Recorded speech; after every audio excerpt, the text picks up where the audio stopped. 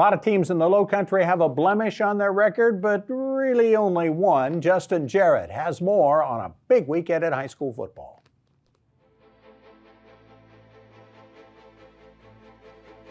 Hey, it's time for the fastest 4.5 minutes in the Lowco. It's time for Lowco Lights.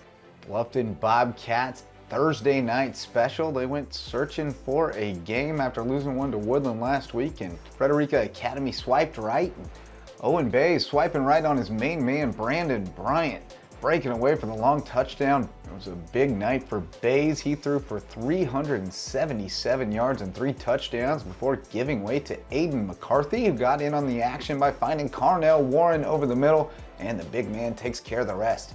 Bobcats roll 44-13. Party in the nest as well. Hilton High looking to bounce back after that tough loss to Beaufort last week on WHHI, and it was a huge night for Troy Timko, who had 4 touchdowns, and he was our guest for a live interview on Lowco Pigskin Live. Got to check that one out. Big night for BJ Payne's defense as well. He knew he had a good defense, held Beaufort down for most of the night last week, and they held Wilson off the board all night long. Big 4th down stop. Shaikh Thompson laying the hammer. That preserves the shutout. Seahawks win 43-0.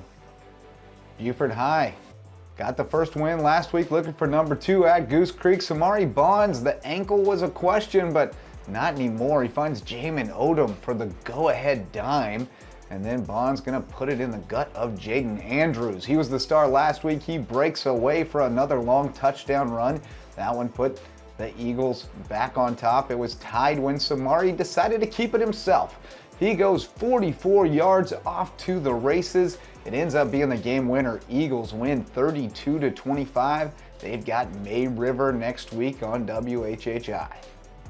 Speaking of the Sharks, they were in action Thursday as well at Battery Creek, and it was a huge night for Tanner Macy. Seen here running away from the pack, he had 267 rushing yards and 4 touchdowns on 16 carries. And he also passed for 138 yards and 2 touchdowns, including this 79-yard score where Jordan Williams did most of the work. Williams added 43 rushing yards. Sharks roll big time, 44-12. Wes Kerr was out at Hampton County. Hurricanes looking to stay undefeated as they took on C.A. Johnson.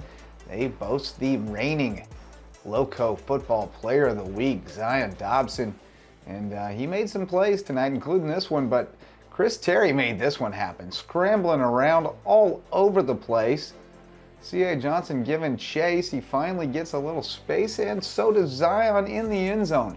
Dobson a touchdown catch, but more impressively, he goes for 226 yards on just 6 carries and 2 rushing touchdowns, including this long one. Down the sideline, breaking away.